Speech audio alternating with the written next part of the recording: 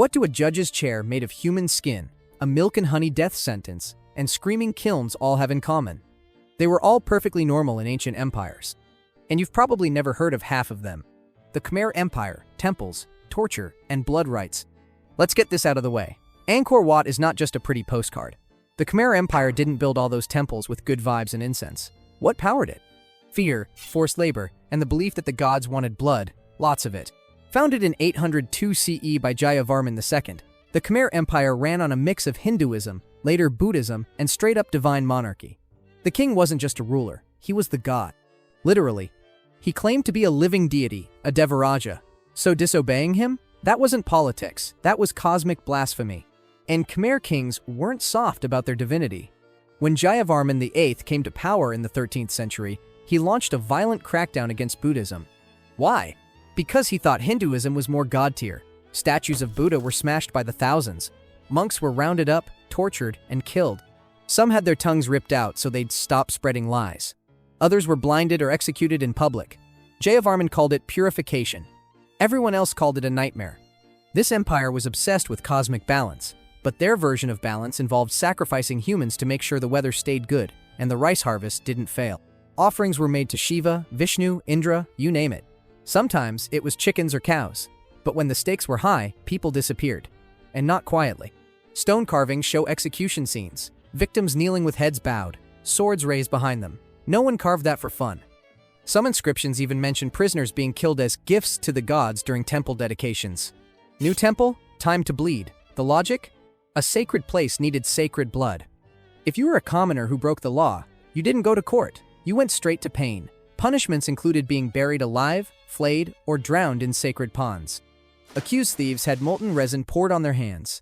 If you screamed, you were guilty. If you didn't, you probably passed out first. Either way, that was the trial. Temples weren't just for worship. They were royal propaganda machines. Reliefs at Bayon and Bafwan show military victories, tribute parades, and ritual killings in loving detail. There's even a panel showing prisoners being impaled, straight through the gut, while officials look on, sipping something. That's how the Khmer advertised strength. And the workforce? Slavery by another name. Angkor's temples weren't built by volunteers. The empire ran on corvée labor. Forced laborers pulled from villages, conscripted by the tens of thousands. Farmers, fishermen, even children were ordered to build roads, canals, and temples. Some worked for years with no pay. Many died of disease or exhaustion. If you didn't show up for duty, soldiers dragged you out of your home. Or worse, they took your kids instead. Speaking of temples, Angkor Wat itself was built in the 12th century by Suryavarman II. It's the largest religious structure on Earth, and yes, it's stunning. But it was also a monument to control. Its massive moat wasn't just decorative. It was a cosmic symbol, but it also made escape harder for the thousands forced to build it. And when workers collapsed from heat stroke, they were often tossed into the same moat to rot. The Khmer elite believed everything in life needed order. The sky, the earth, and especially the people. The king sat at the top. Everyone else existed to feed, fight, or pray for him.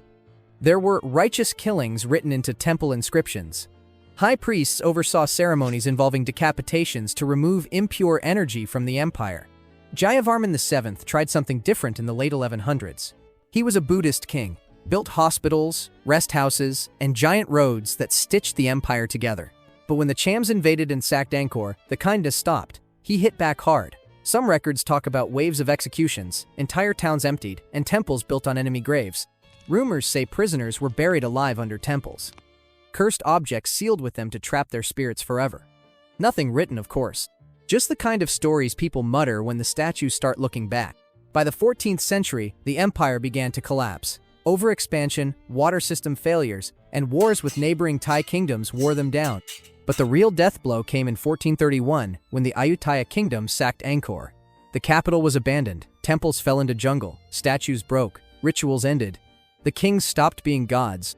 But the stone carvings stayed, and they don't lie. The Khmer didn't just build temples, they built a theocracy that bled people dry, literally. And they called it sacred. The Etruscans, death parties, and blood-slick games. Long before the Romans were building aqueducts and stabbing emperors, the Etruscans ruled central Italy, and they were not the warm-up act. These people had cities, trade routes, advanced metalwork, and a terrifying obsession with death. Not just dying, ritual death, theatrical death, highly organized, fully sanctioned death. Let's start with the funerals. When an Etruscan noble dropped dead, they didn't get a quiet service and a few flowers. They got a bloodbath, literally. The send-off included gladiator-style fights, except this was before Rome made it cool. These were real fights, not for sport, but for the soul of the deceased. The idea was that spilled blood honored the dead and fed the afterlife. If you were a slave or prisoner, congratulations, you were the main event. Fighters weren't just handed swords and told, good luck. They were sometimes forced into combat using dull weapons or one hand tied, just to prolong the violence. Sometimes, victims were tied to stakes and stabbed repeatedly while guests cheered. This was entertainment and spiritual insurance.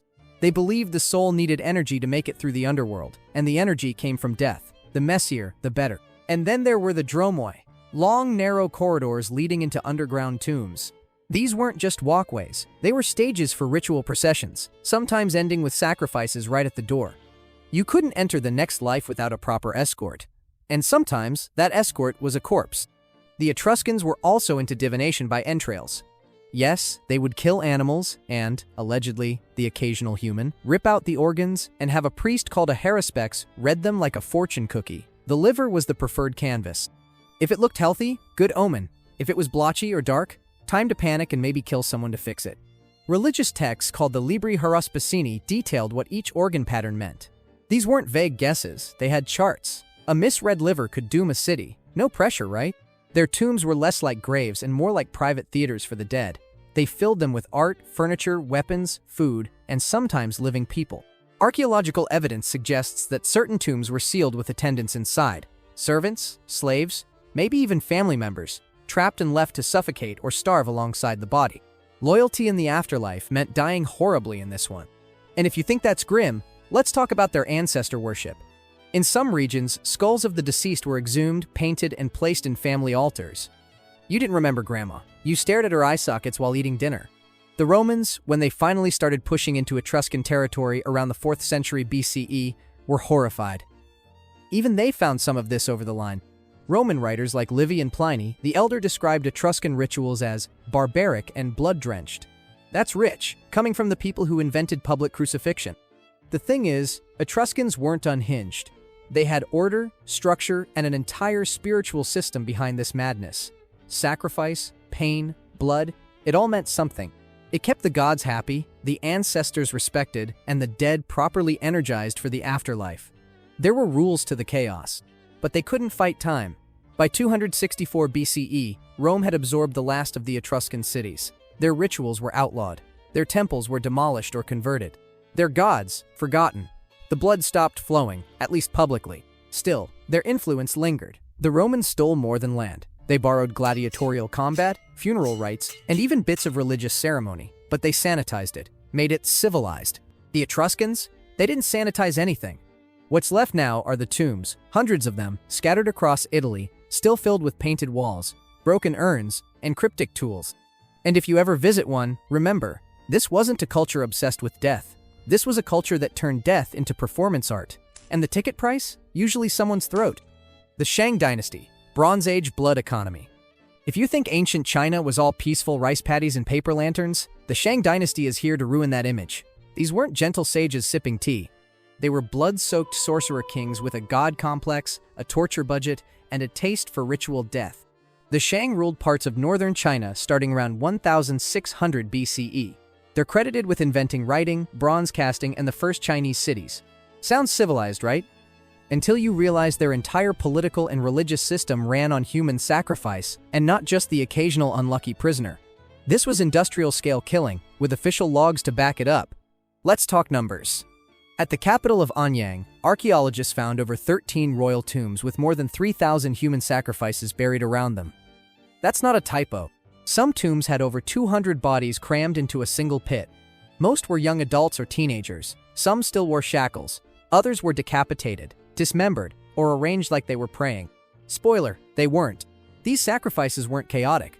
They were scripted. Shang rulers believed in communicating with dead ancestors through oracle bones, turtle shells, or ox scapulae carved with questions like, will it rain tomorrow? Will my wife give birth to a son? Or, should I murder 40 people this week to appease the river god? They'd heat the bones with metal rods until they cracked. The cracks were interpreted by diviners, who'd then tell the king what the spirits wanted. If the answer was kill, someone died. If it was kill more, dozens died. These weren't war criminals, they were servants, farmers, prisoners of war, people who existed as fuel for the spiritual machine. One oracle bone literally reads, "On the next ding day we shall sacrifice 10 men to the river god." And they didn't just kill you, they used you. Sometimes you were buried alive with a noble. Other times, your body was used to make ritual objects. Skulls were carved into bowls.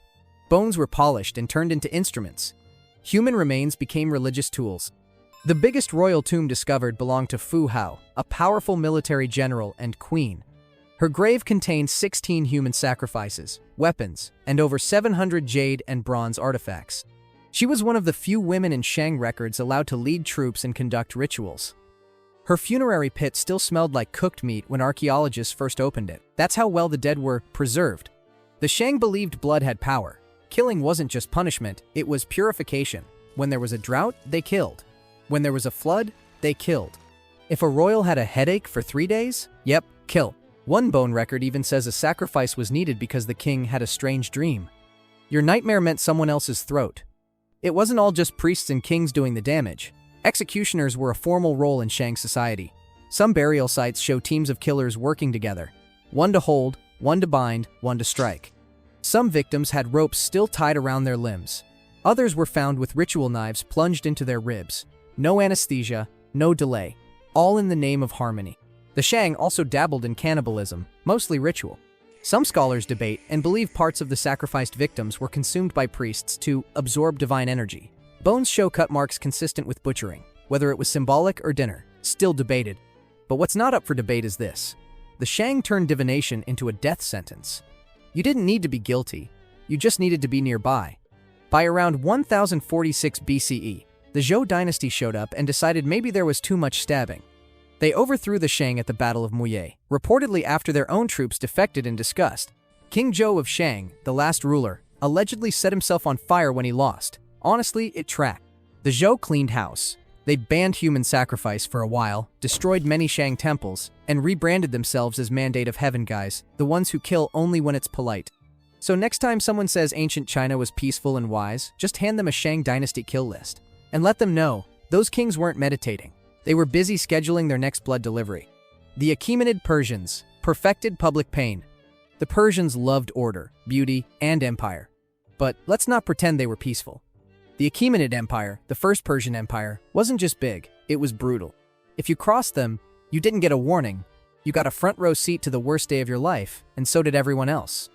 Founded by Cyrus the Great in 550 BCE, the empire quickly swallowed up most of the known world. Babylon, Egypt, Mesopotamia, Central Asia.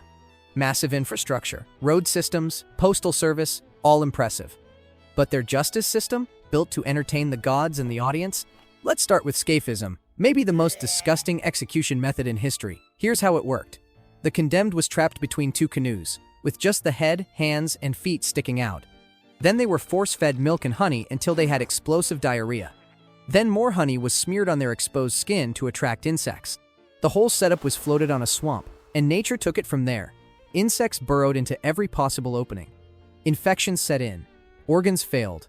Victims lasted up to 2 weeks, alive, rotting, screaming. The Persians considered this an exquisite punishment for traitors. One poor guy named Mithridates, a Persian soldier, got the full scaphism treatment after insulting King Artaxerxes II. Greek historians recorded every putrid detail. It wasn't folklore, it was policy. But that wasn't their only trick. Crucifixion? They had that before Rome. Impalement? A classic? Flaying? Absolutely. When King Darius I discovered a corrupt judge named Sesamnus, he had the man flayed alive, then ordered his skin nailed to the judge's chair. His replacement? Sesamnus' son. Talk about a motivational seating arrangement. They also loved mass execution for morale. After quelling a rebellion in Babylon, Xerxes reportedly beheaded thousands and impaled the city's leaders. His message was simple: disobedience equals display. In another revolt in Egypt, Persian commanders mutilated temple priests, burned sacred scrolls, and publicly desecrated the gods. Not because they hated the culture, but because fear kept the empire glued together. Then there's the Battle of Thermopylae in 480 BCE. Everyone remembers the 300 Spartans. What they forget? After defeating the Greeks, Xerxes ordered Leonidas's head chopped off and his body crucified. Why? because you don't kill a king and get buried politely. Persian kings were obsessed with divine legitimacy. They claimed their right to rule came from Ahura Mazda, the main Zoroastrian god. So if you opposed the king, you weren't just rebelling, you were blaspheming. That made the punishment holy. And if your execution doubled as public theater, even better.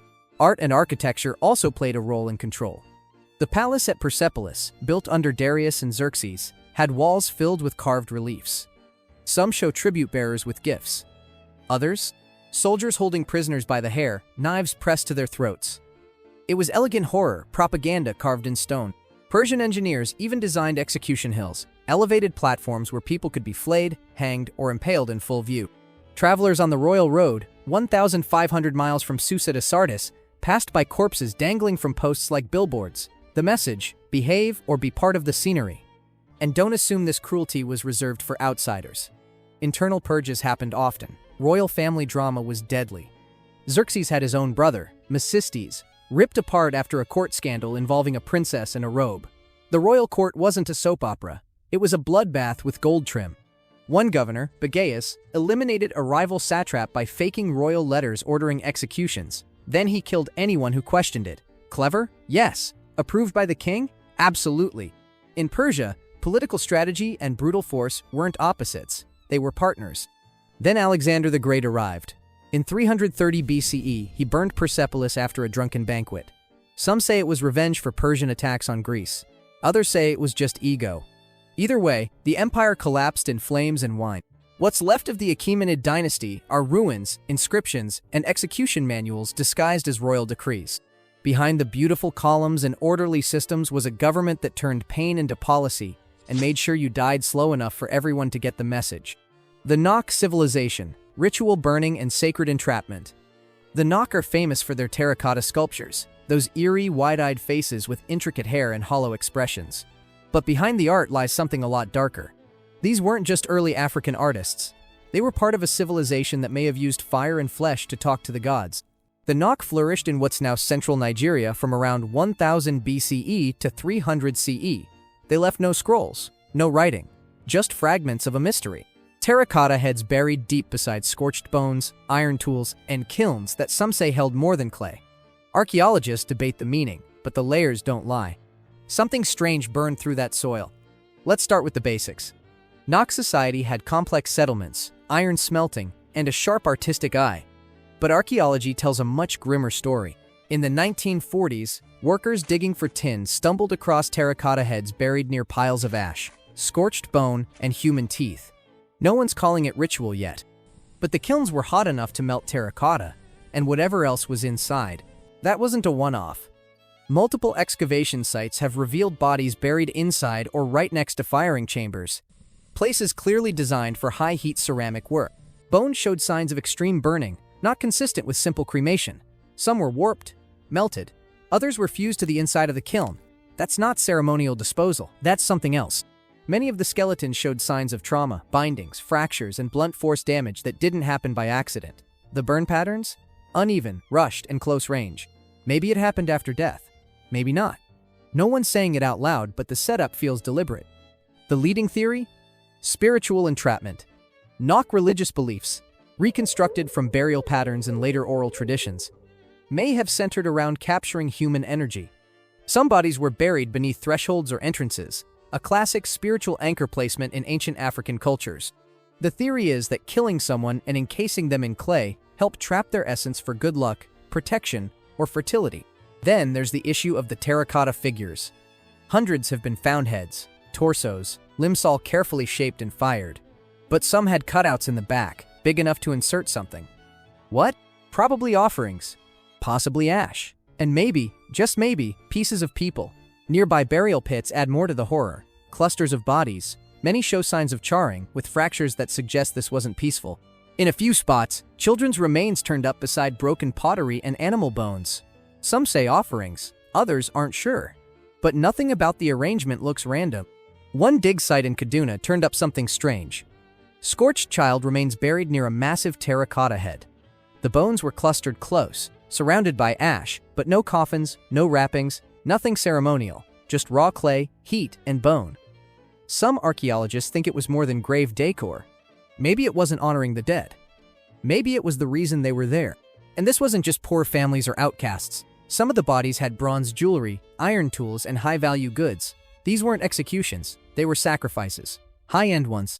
Nok culture also had something resembling caste or status roles, inferred from house size and grave goods. The theory? The higher your status, the more likely you were to be involved in these rituals, either as the one giving the offering or the one becoming it. An honor if you were into that sort of thing. A death sentence if you weren't. Eventually, around 300 CE, Nok civilization faded.